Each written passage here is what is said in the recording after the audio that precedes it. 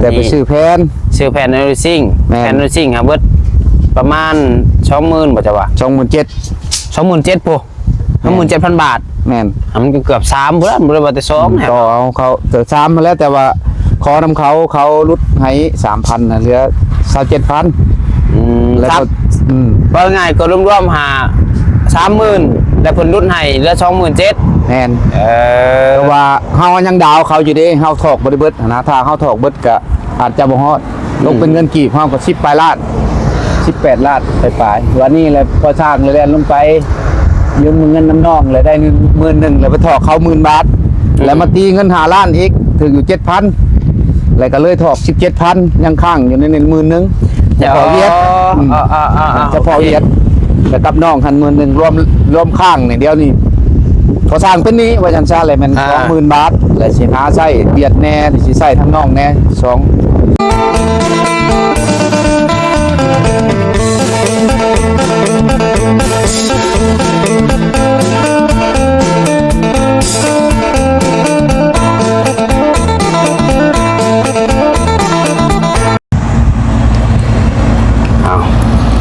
มาพี่น้องมาเนาะ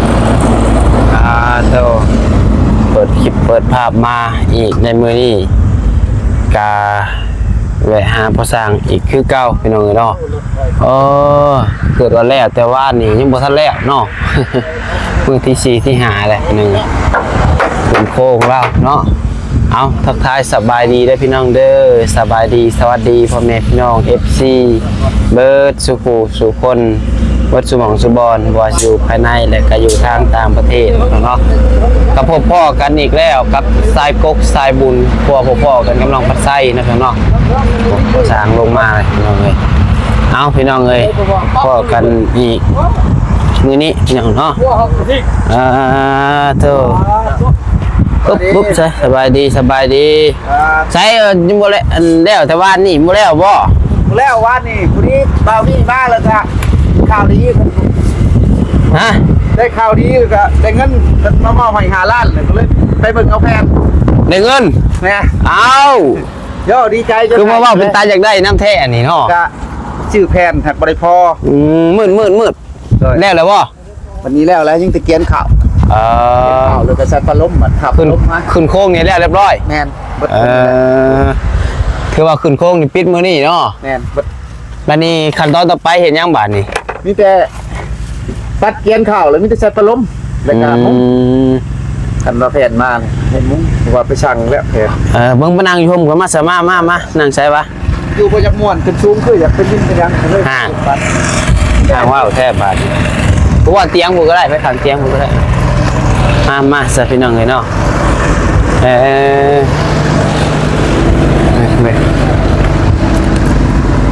มาเตรียมตัดข่าววันนี้เมื่อวานนี้ถ้าตอนแรกสมอยแล้ววะบ่ได้มาเลยบ่บ่ได้มาเลยพุ่นนี้บ่แม่นเลยเอาเสื้อตะมักก็นี่เลยเอาให้มาลำหลังเสื้อเพิ่นมาให้พุลโตคนนั้นก็ให้ตัวนึงพอช้างก็แม่ชุกกับพุลโตเสื้ออันนี้บ่เสื้อนี้บ่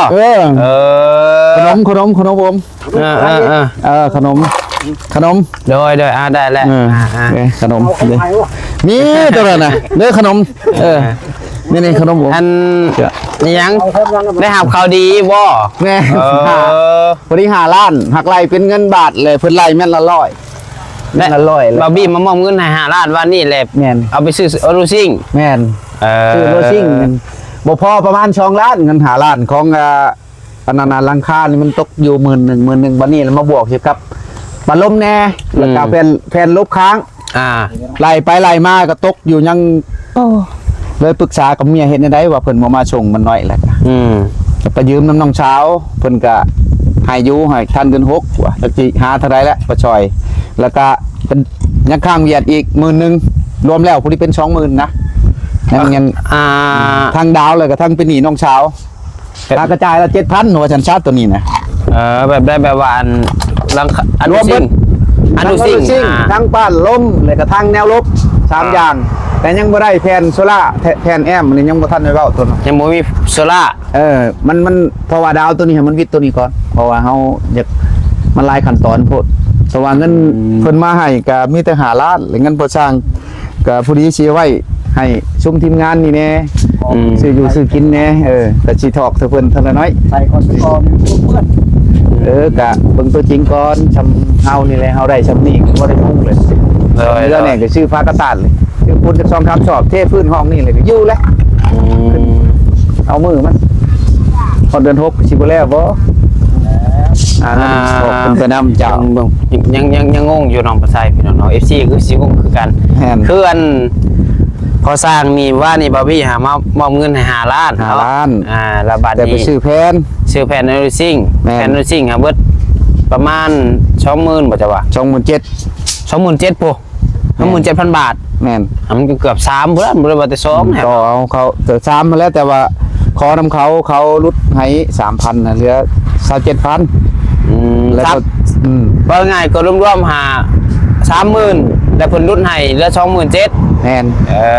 ต่ว่าเฮายังดาวเขาอยู่เด้เฮาถอกบ่ได้เบิดนะถ้าเฮาถอกเบิดก็อาจจะบ่ฮอดลงเป็นเงินกีบเฮาก็10ปลายล้าน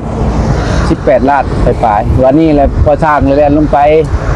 ยืมเงินน้ำน้องเลยได้10,000แล้วไปถอกเขา10,000 บาท แล้วมาตีเงิน5 ล้านอีกถึงอยู่ 7,000แล้วก็เลยถอก 17,000ยังค้างอยู่ใน10,000จะพอเวียดจะพอเวียดแล้วกับน้องหัน10,000รวมข้างนี่เดียวนี่พอสร้างเป็นนี้ว่าจังซ่าเลยมัน 20,000 บาทแล้วสิหาใช้เบียดแน่สิใช้ทั้งน้องแน่สองแบบหั่นนะหมายหั่นนะคันว่าหาได้พุ่นแหละใช้ไปเบียดกะเดี๋ยวเอาเพิ่นก็จักช่วย น้องประไซเข้าใจแล้วพี่น้องเนาะ แม่น คืออันตอนนี้นี่ เจ้า เสียเงินบาร์บี้มอบให้5 ล้านหันแต่บัดนี้พอสร้างแล้ว ไปซื้ออันซิ่งเนาะ แม่น แต่มันตกอยู่ประมาณ 30,000แต่วันนี้เราจ่ายไปก่อนยืมน้องสาวให้อีก10,000 แม่น แล้วก็ของบาร์บี้อีก5 ล้านกับประมาณเป็นเงินบาทกับประมาณ 7,000บ่ แม่น 7,000กับประมาณ 17,000เนาะ 17,000 แต่ไปทอกเวียน17,000 ยังค้าง ยัง เขา ค้างห้านอีก 11,000 10,000 แม่น แสดงว่ายังเป็นหนี้อันห้านเวียน10,000เป็นหนี้น้องสาว10,000 แม่น โอ้แบบนี้ เขาก็สิได้หาใช้เขาให้มันวิทย์ตัวนี้แล้วเบิดก่อน จะเว้าอัดทวนเดี๋ยวจะเว้ากอบอกกอหยังพอแต่มุงแล้วเลยคันว่าหาได้นิดหน่อยก็มีแต่เอาผ้ากระจาดกับปูน2 3 ศอกเทแล้วเลยอัดเอาพอได้แง้มบ่นอนอยู่ไปก่อนเก็บไปนำ ก็ได้หลังคาก่อนติ แม่นได้ราคา เพราะว่าอยากได้แต่เป็นราคาเขาว่าเอาปลาล่มเจ้าบ่เอาบ่เอาปลาล่มน่ะสิเจ้าสิตอกให้ใช้บัดนี้ลบข้างมันเด้มันย่านล่มยันยังมาเจ้าสิเป็นอะไรก็เลยว่าเอามาบาทเดียว แต่วันนี้ว่าง่ายทีนี้นะพี่น้องนี่คือเพื่อนยังก็นี่คือเล่านี่แหละเพื่อนนั่งนี่แหละพี่น้อง โดย ยังบ่มีแต่ไมเซล่านี้เนาะ แม่น ขนาดบ่มีแผ่นปิดว่าซั่นซะ แม่น พวกหลังคาหาจบแล้วเนาะ แม่นจบแล้ว เหลือแต่ไมเซล่าเอาซั่นซะ แม่ พี่ น น้องเอ้ย โดย ขาดแต่ไมเซล่า แม่น แต่ว่าสมมุติว่าไมเซล่านี่มาจากตับเพิ่นเจ้านี่ ก็สร้างได้เบิ่งก็สิใช้เวลาแล้วของตัวนี้ยังบ่แล้วมีแต่อัดอันนี้2 3 4ประมาณ6ตับนี่แหละของทางข้างนี่ก็บ่ได้มี กะว่าประมาณ6ตับ แม่น ตับหนึ่งกับเท่าไหร่ 4แผ่นบ่หรือ5แผ่นนี่แหละ 6ตับหนึ่งนะ 6ตับบ่ 6แผ่น พวกแพงเนาะ โดยประมาณ6แผ่นแต่บัดนี้อยู่พี่อย่าเพิ่นขายตับเท่าไหร่บาทนี่ ว่าจะถามเพิ่นว่า600บ่600บ่คือ700 แต่ว่าตอนช่วงเคยซื้อหาประมาณ6-700นี่แหละที่เคยซื้อคือหยังก็ได้ สมมุติว่า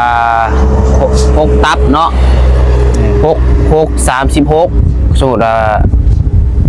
อะไร 3,000ปลายบ่ ประมาณ 3,000 กว่าติคะแนนว่าไหลสูงไว้เนี่ยก็คะแนนว่าตับละ700ก็ 4,000 4,000ยังขาดรามาเซล่าอีกแล้วก็เป็นหนี้อีกเนาะ เอาบ่เป็นหนี้ก็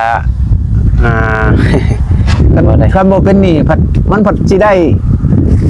เพิ่นก็สิได้7-8แผ่นซำเงินเฮานี่แหละของแผ่นละพัน7แผ่นก็ 7,000เขาไล่แม่นละ100 อนุซิ่งแผ่นละพัน แม่นของว่าเม็ดหนึ่ง20เม็ดละ100มันมี10เม็ดเด้ โดย 10เม็ดก็1,000นึง เจ้า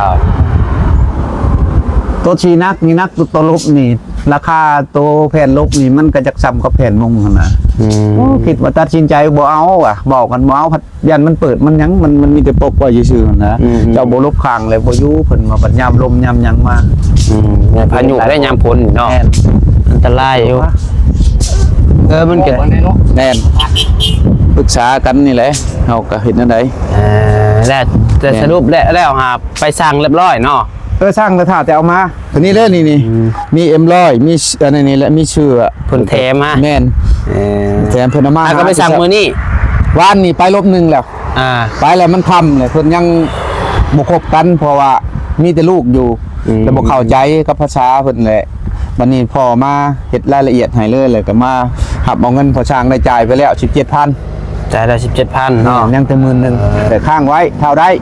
2-3 เดือนก็แล้วแต่เฮาตัวน่ะ อันติดเวียดนี่เพิ่นบ่ได้มีกำหนดบ่ บ่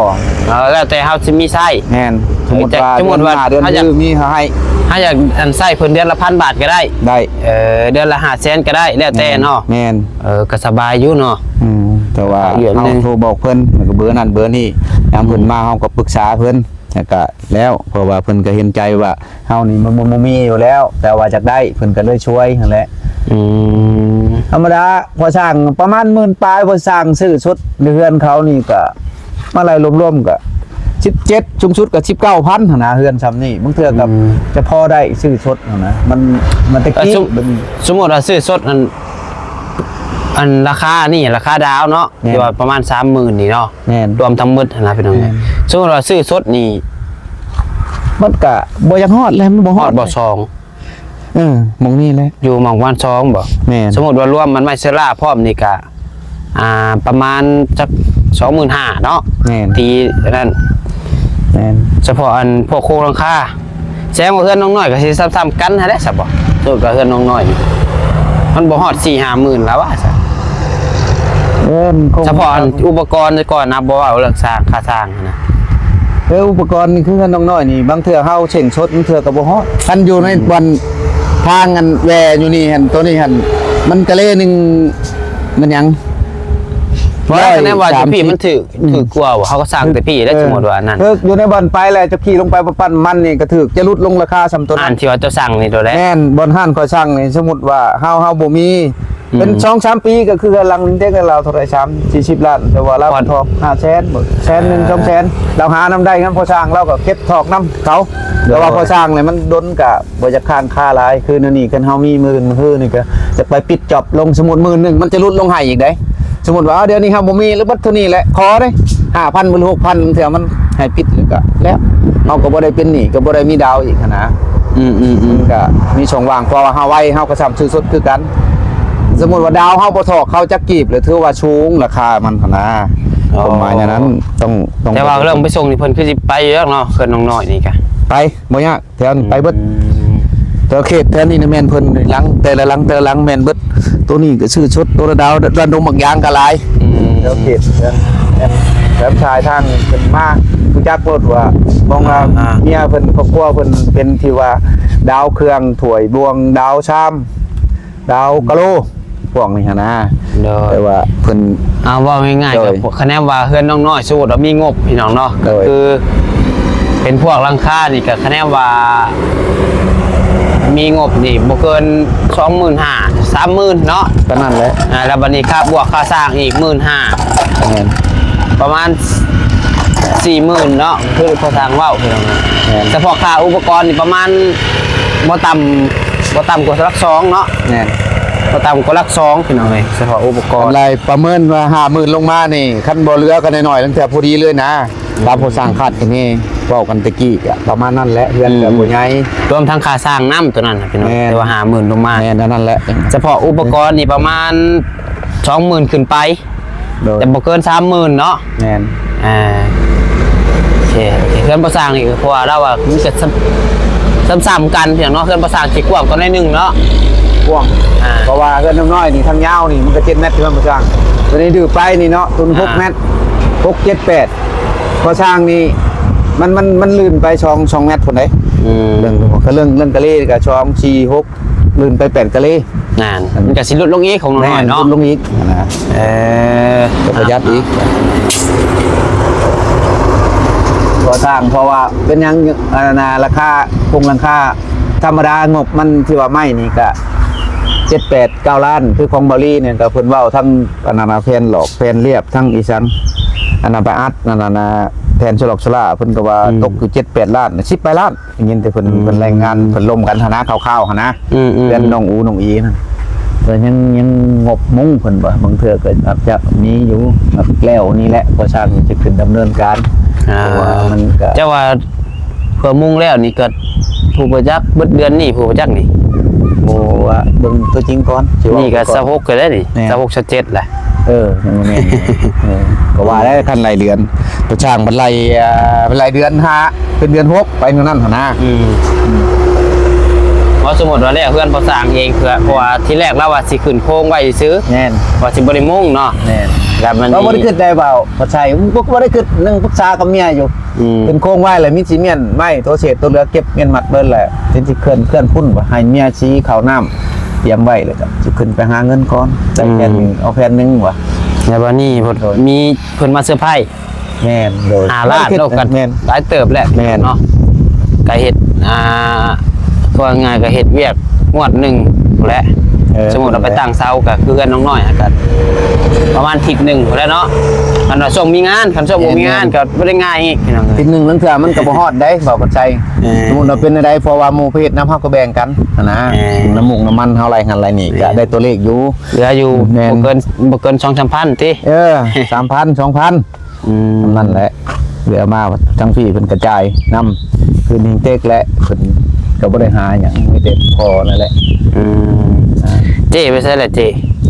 เห็นชาวบุญมาแต่เช้ามาแล้วก็ชาวบุญชวนไปเลยก็เมื่อเงินชาวแต๋วไปเอาในพักแกนพักจักคนชวันนี่ใช่เลยหัวก็ยังบ่แล้วนำก็ฉูกเอามันสิไว้อยู่บ่เป็นแนวประกาศพักหยังไว้นี่เห็นจัก เพิ่นสิปลูกผักบ่ ปลูกผักปลูกหญ้าพอได้กิน ครับเบิ่งเขาได้อยู่ประจำบ่ได้ไปใช้ก็ใช้พอได้กินมาความปลูกหญ้าไป